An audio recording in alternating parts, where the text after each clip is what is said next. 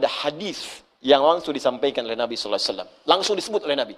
Jika Anda memanggil Allah dengan namanya yang paling tinggi ini dan benar cara memanggilnya, maka semua permintaan Anda sulit bagi Allah untuk menolaknya, dikabulkan seketika. Saya bacakan kitabnya, ini halaman 31. Saya hafal ini. Ya, paling kiri di pertengahan. Kitabnya Al-Aqaidah Al-Islamiyah karya Syekh Said Sabiq. Ini kitabnya.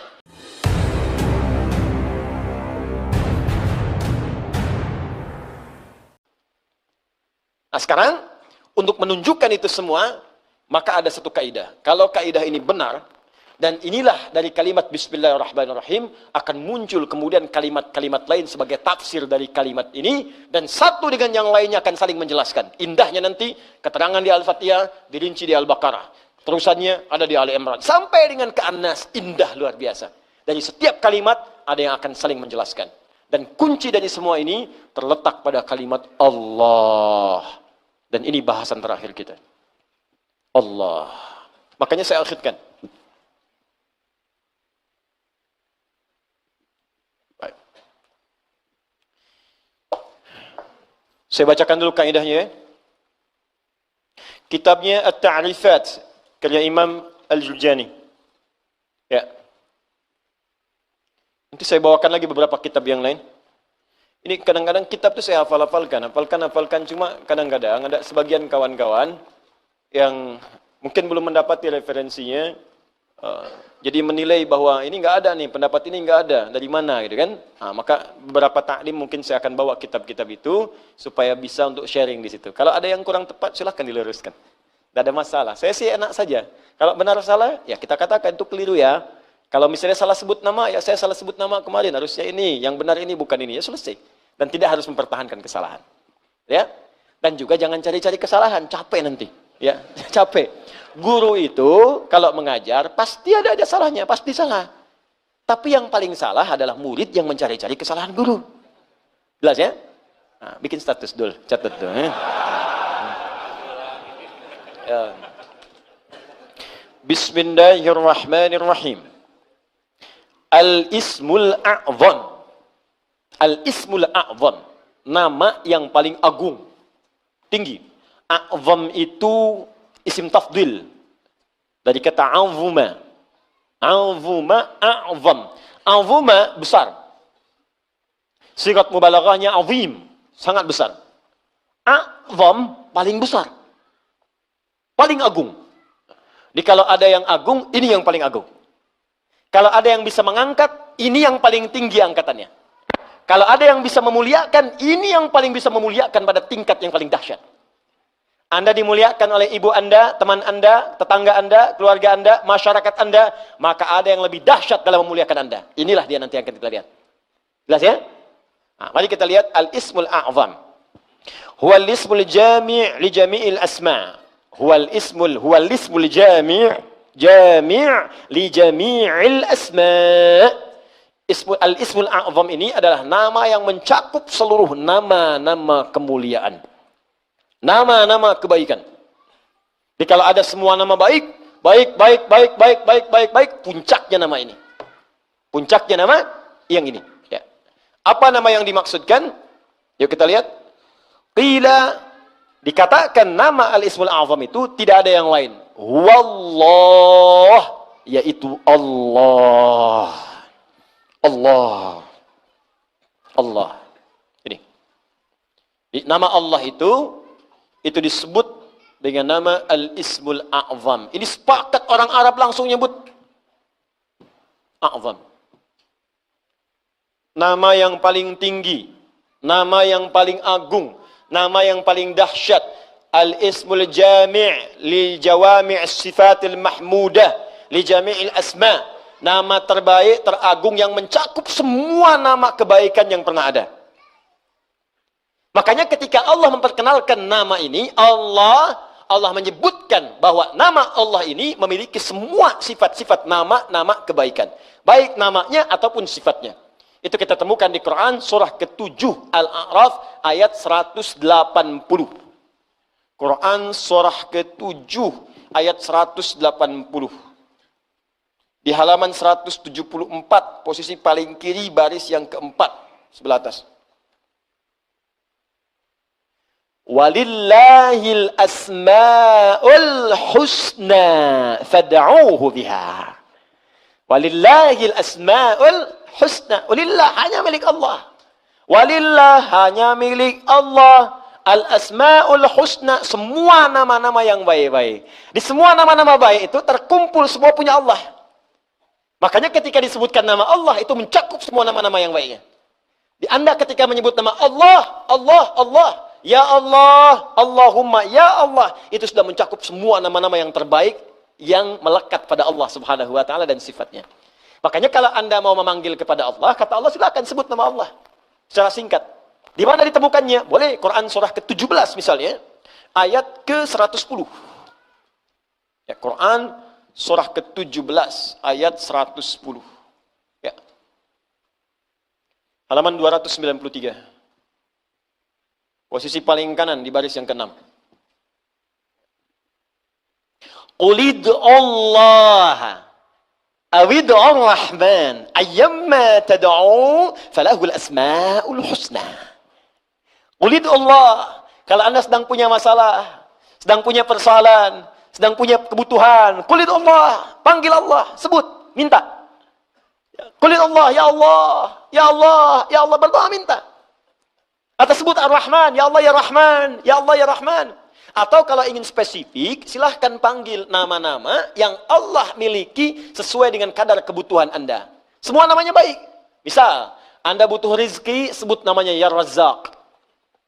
Anda sedang belajar, besok mau ujian, belajar supaya dipercepat ilmu, sebut namanya Ya Alim.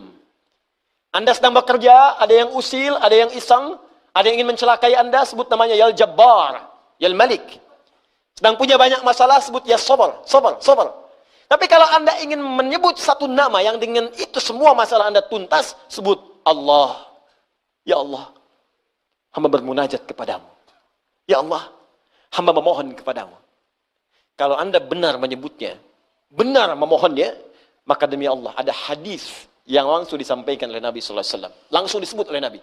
Jika Anda memanggil Allah dengan namanya yang paling tinggi ini, dan benar cara memanggilnya, maka semua permintaan Anda sulit bagi Allah untuk menolaknya. Dikabulkan seketika. Saya bacakan kitabnya, ini halaman 31. Saya hafal ini. Ya, paling kiri di pertengahan. Kitabnya Al-Aqaidah Al-Islamiyah, karya Syekh Sayyid Sabiq. Ini kitabnya. Ya. Bismillah. Ismullahil A'zam. Ya. Ada yang bisa bahasa Arab? Mau bacakan? Baik, saya bacakan langsung ya. Ismullahil A'zam. Ya. Wa kama anna lillahi hadhil asma falahu ismun a'zam idza du'iya bihi ajaba wa idza su'ila bihi a'ta. Allahu akbar. Dan sebagaimana Anda ketahui bahwa Allah Subhanahu wa taala memiliki nama-nama yang sangat mulia, ya.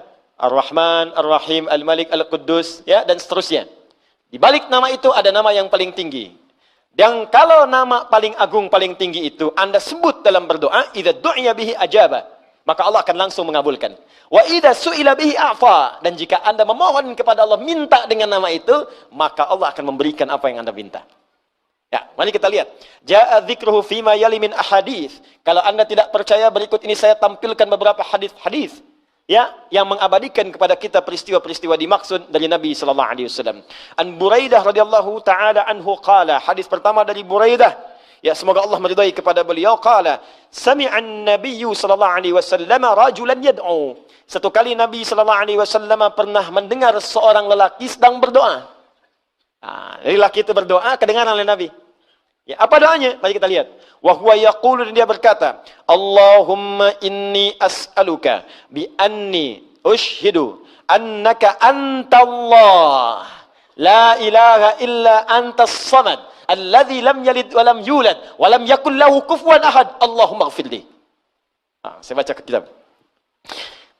Bi anni ushhidu annaka antallah la ilaha illa antal ahadus samad alladhi lam yalid wa lam yulad wa lam yakul lahu kufuwan ahad. Allahu akbar. Dia membaca pertama, usyhidu bi annaka antallah, ya Allah. Perhatikan nih. Saya bersaksi Engkau Allah. Engkau Allah. Engkau Tuhanku, ya Allah. Engkau Tuhanku yang memerintahkan aku, ya Allah, untuk bermohon hanya kepadamu. Aku bersaksi Engkau satu-satunya Tuhan, tidak ada Tuhan yang lain. Aku bersaksi hanya memohon kepadamu, tidak ada syarikat untukmu. Allah disebutkan namanya. Maka apa yang terjadi? Perhatikan. Faqala walladhi nafsi biyadi laqad sa'ala Allah bismihil a'zam alladhi idza du'iya bihi ajab wa idza su'ila bihi a'ta. Allahu akbar.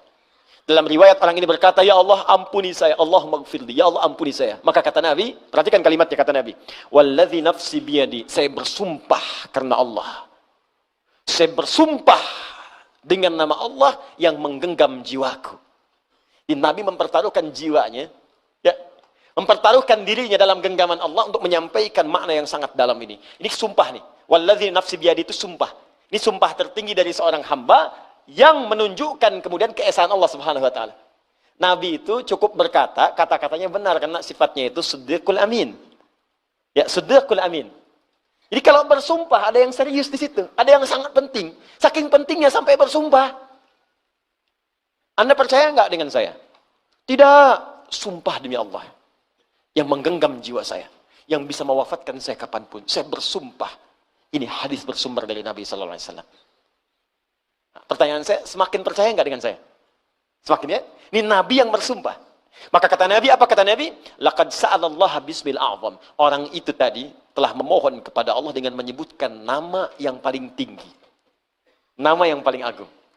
Alladzi idza du'iya bihi ajab wa idza suhila bihi a'ta. Nama itu kalau disebutkan dalam doa, maka Allah seketika akan menjawab doanya, dan jika dia meminta, maka akan mengabulkan segala permintaannya. Hadisnya sahih. Hadisnya sahih.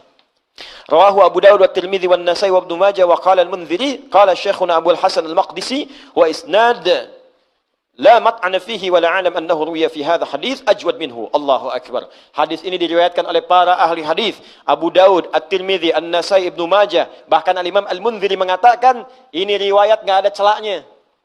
Enggak ada celaknya, sahih. Sahih, dan saya tidak melihat riwayat yang lebih baik daripada ini. Ya, hadisnya sahih. Tuh, hadisnya saya tampilkan, riwayatnya saya sampaikan, kitabnya saya tunjukkan, dan manfaatnya kita dapatkan. Allah. Nah, coba pertanyaannya, ini kan kalimat dirangkaikan di situ, Bismillah, Allahnya sudah muncul. Bahkan yang paling dahsyat, Rahman Rahimnya datang. Harusnya kalau sudah Bismillah, sifat Rahman Rahim itu datang.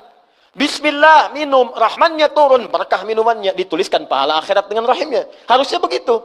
Bismillah, sembuh. Ada keberkahan dalam kesembuhan. Sembuh penyakitnya, dituliskan pahalanya. Istighfar di situ saat sakit ada pahala, segala ada pahala, sembuh. Ada keberkahan dalam sembuhnya. Kalau orang sakit kemudian sembuh, dan sembuhnya ada berkahnya, maka saat sembuh itu, semua hasil dari sakitnya akan mengantarkan dia pada ibadah. Dosa diampuni, begitu sembuh, ibadah dia meningkat. Jadi kalau Anda pernah sakit, Anda istighfar, Anda berdoa, terus sembuh. Nah saat sembuh itu justru semakin jauh dari Allah. Itu artinya ada yang nggak berkah dalam doa itu. Ada yang nggak berkah dalam obat itu. Ada yang nggak berkah dari orang-orang yang datang menjenguk Anda itu. Ada yang nggak berkah. Kalau berkah itu makin rajin. Kenapa Anda sakit yang datang orang pengajian? Yang datang orang masjid? Jadi begitu Anda selesai sakitnya, datang jadi sembuh, kadang-kadang jadi asbab hidayah. Rajinlah ke masjid nih. Rajin bangun malam. Itu berkah di situ. Itulah Bismillah.